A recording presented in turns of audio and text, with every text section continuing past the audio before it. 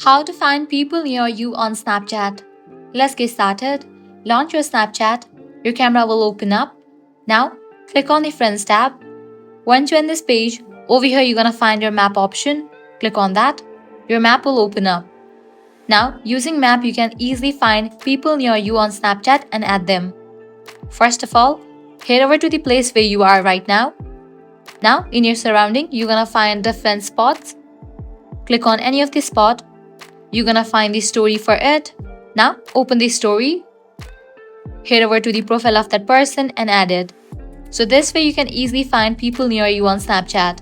This was really simple and quick process. If this guide was helpful, don't forget to like, share and subscribe to our channel. Thanks for watching.